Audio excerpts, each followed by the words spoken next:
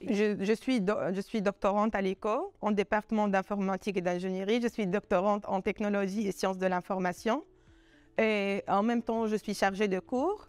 Je suis assistante de TP, je suis assistante de TD. Donc, cette session-là un peu chargée pour une maman de 3. Mais ça va, ça marche, on gère.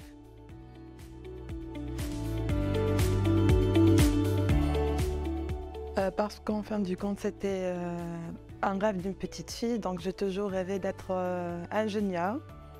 Donc, j'ai eu toujours des bonnes notes, des très bonnes moyennes. Et par la suite, j'ai travaillé beaucoup pour ça.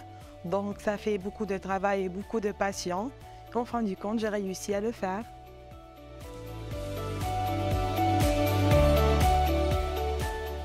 Donc, en Tunisie, nous avons les instituts préparatoires, donc les classes préparatoires.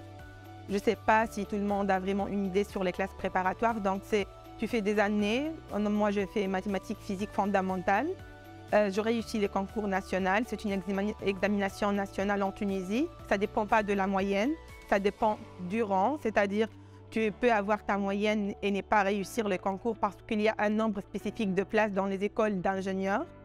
Et j'ai choisi électronique industrielle, donc je suis ingénieure en électronique industrielle. Par la suite, j'étais en train de travailler.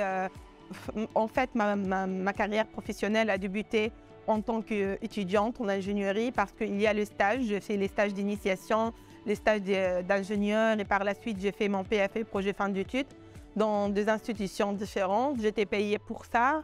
Par la suite, j'ai décidé de voir une autre chose parce que j'aimais toujours les domaines des télécommunications parce que je me sentais parfois que je n'ai pas compris de notions de télécommunications dans le travail qui sont par exemple, les gens ils parlent de TCP, IP et tout. Donc je me suis dit, oh, ok, je vais faire un master. Et par la suite, j'ai parlé avec le chef de département à l'université parce qu'en ce temps-là, j'ai fini mes études en tant qu'ingénieur.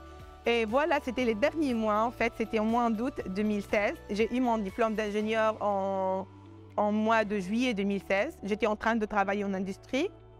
Et voilà, j'ai décidé de faire cette master-là de recherche en télécommunications. J'ai fait un master d'une année, c'était M2. Et par la suite, j'ai cherché une nouvelle co-tutelle, c'est-à-dire parce que moi, j'ai toujours voulu avoir des programmes doctoraux, c'est-à-dire avoir des diplômes de doctorat de deux institutions différentes. Mais je me suis dit, voilà, maintenant je suis en Europe, donc mon diplôme d'Université Polytechnique de Valence, ça sera un diplôme européen. Donc pourquoi pas chercher quelque chose au Canada? Et j'ai cherché, j'ai envoyé des candidatures spontanées. Et voilà, monsieur l'arbitre de l'ICO, il a répondu, il m'a dit, vous êtes le bienvenu chez nous, et voilà.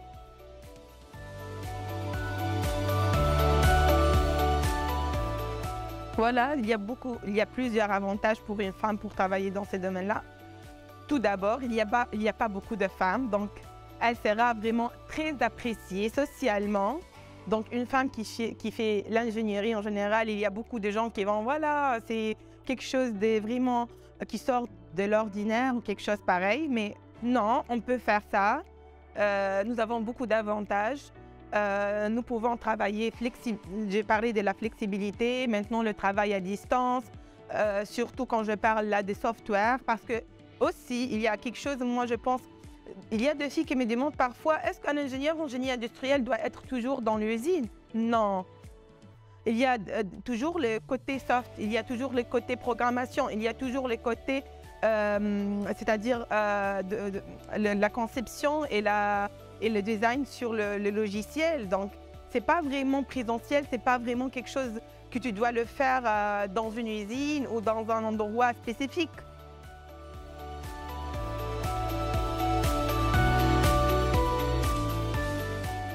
Pour les filles surtout, je parle qui hésitent à ces domaines-là. Moi, je dis très bien que vraiment peut-être les études, ça semble un peu dur, mais ce n'est pas vrai. En fait, tous les domaines de nos jours sont trop durs. Il n'y a pas quelque chose de facile et quelque chose... Non, ça dépend. Qu'est-ce que tu veux exactement? Et par la suite, tu vas travailler, tu vas donner de l'énergie à ça.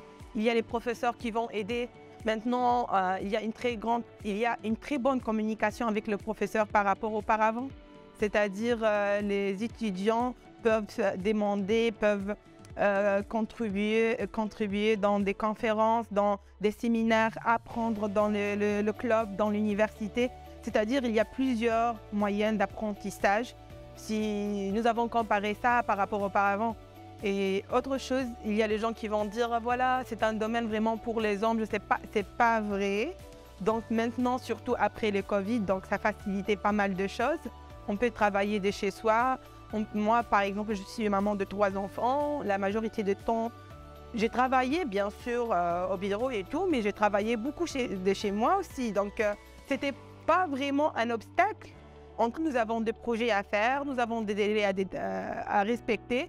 Donc normalement, avec un minimum d'organisation, c'est faisable et toutes les filles, elles peuvent réussir ça. Les mamans, les filles, les mamans célibataires, n'importe qui.